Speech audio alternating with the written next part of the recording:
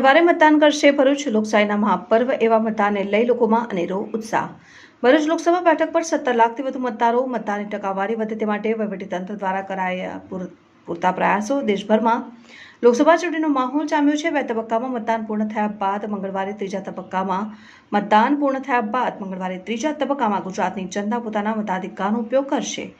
સાથે જ પોતાના પસંદગીના ઉમેદવારને દેશની સંસદ સુધી પહોંચાડી લોકતંત્રને મજબૂત કરવાની નેમ સાથે મતદાન કરવા જઈ રહી છે।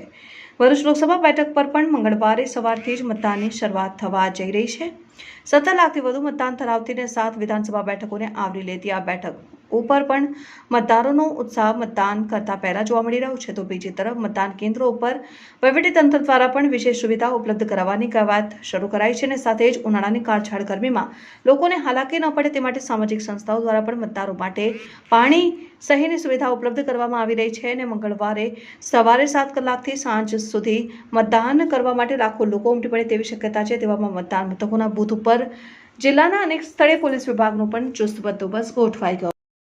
જાણો છો તે રીતે લોકસભા સામાન્ય ચૂંટણી 2024ની કાલે પોલિંગ એટલે કે વોટિંગ થવા જઈ રહ્યું છે।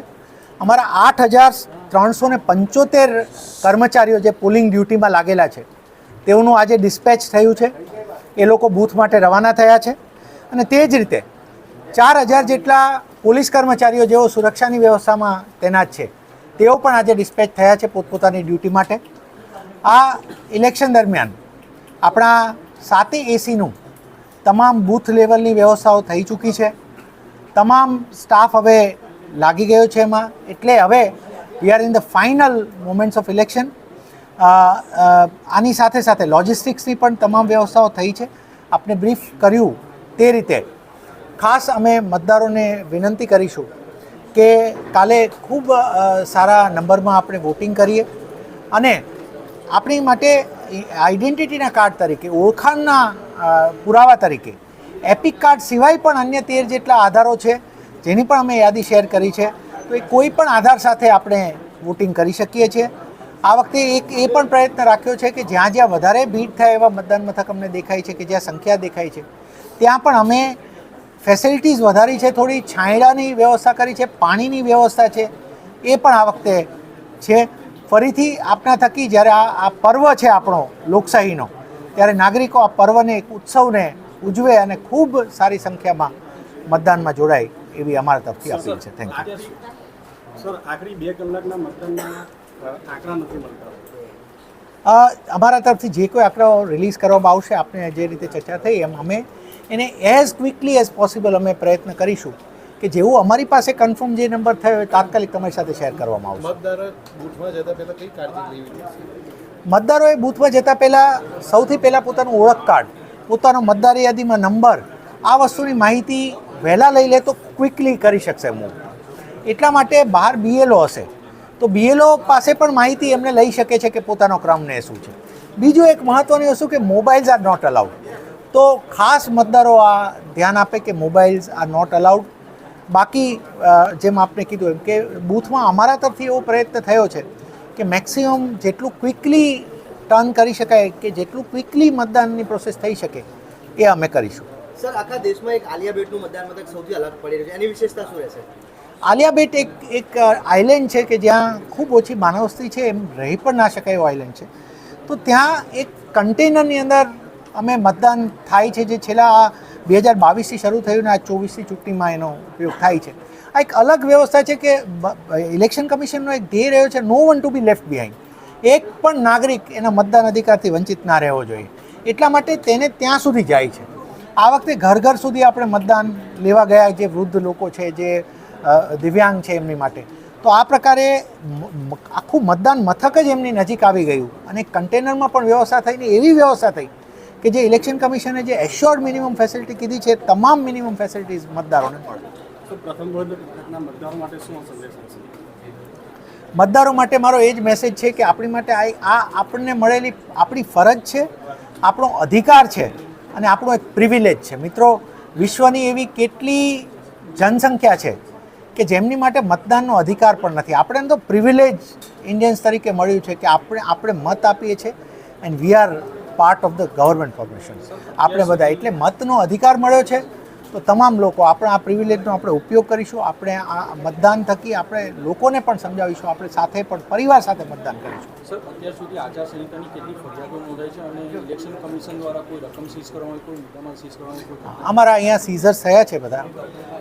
દેર was a seizure of 28 lakh rupees as well. એ જ રીતે લિકર ઇઝ ઓલ્સો સીઝ. 28 લાખના કેશ થયા છે અને નાર્કોટિક્સ પણ સીઝર થયા છે.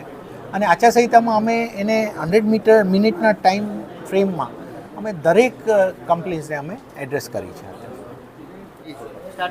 જ્યારથી કોડ ઓફ કન્ડક્ટ લાગુ થયો ત્યારથી ભરૂચ પોલીસની ટીમો જે લોકોને કામ છે, જેમાં સીઝર કરવાનું છે, પ્રિવેન્ટિવ એક્શન લેવાનું છે, એ તમામ કામગીરી ચાલુ થઈ. આ સીઝર્સની અંદર લિકરનો સીઝર થયો મોટા પ્રમાણમાં, પછી નાર્કોટિક્સ પદાર્થનો પણ સીઝર થયો છે અને પ્રિવેન્ટિવ એક્શન કલેક્ટર સાહેબની મંજૂરીથી ઘણી બધી પાસા અપ્રૂવ થઈ, એ તમામને પાસા હેઠળ મૂક્યા છે. એટલે જે લોકો અહીંયા આગામી ઇલેક્શનમાં પ્રક્રિયામાં નુકસાન કરે એવા છે તમામને અટકાયતી પગલાં લેવામાં આવ્યા છે. હવે જ્યારે એક દિવસ બાકી છે વોટિંગને, ત્યારે પોલીસનું ડિપ્લોયમેન્ટ હવે બૂથ્સ ઉપર થઈ ગયું છે. જેમ કલેક્ટર સાહેબે કીધું એમ 1300ની આસપાસ પોલીસ છે, 1500ની આસપાસ GRD અને હોમગાર્ડ છે. એની ઉપરાંત 121 અમારી પોલીસ સેક્ટર મોબાઈલ છે કે જે આખા ભરૂચના અલગ અલગ વિસ્તારોમાં જ્યારે વોટિંગની પ્રક્રિયા ચાલુ હશે ત્યારે આ સેક્ટર મોબાઈલ, જેમાં પોલીસ હોમગાર્ડ બધા હોય છે, એ લોકો અમુક એરિયામાં મોનિટર કરશે, સુપરવાઇઝ કરશે અને લો એન્ડ ઓર્ડરના કોઈ પણ પ્રશ્ન ઉપસ્થિત થાય એ તાત્કાલિક એડ્રેસ કરવાની પ્રક્રિયા કરવામાં આવશે. એઝ ઓફ નાઉ ભરૂચમાં શાંતિ છે અને પ્રક્રિયા શાંતિથી પૂર્ણ થાય એવી પોલીસ વિભાગની એરેન્જમેન્ટ કરવામાં આવ્યું છે. પોલીસ કંટ્રોલ રૂમ દ્વારા કોઈ નંબર જાહેર કરવામાં આવ્યો છે? પોલીસ કંટ્રોલ રૂમના જે ઓફિશિયલ નંબર છે એ અમારા ડિસ્ટ્રિક્ટ કંટ્રોલ રૂમના છે. એ નંબર ઓનલાઈન અમે બધાને સર્ક્યુલેટ કર્યા છે. સેમ નંબર છે, કોઈ ફેરફાર નથી. 100 નંબર છે, એક મોબાઈલ નંબર છે. એ તમામ નંબર ઉપર કોઈ પણ કમ્પ્લેન હશે તો એ જ નંબર ઉપર એડ્રેસ કરવાના રહેશે. મિત્રો, આપ સૌ જાણો છો કે આવતીકાલે 7/5/2024ના રોજ ગુજરાતની તમામ વિધાનસભા મત વિભાગોમાં મતદાન થનાર છે.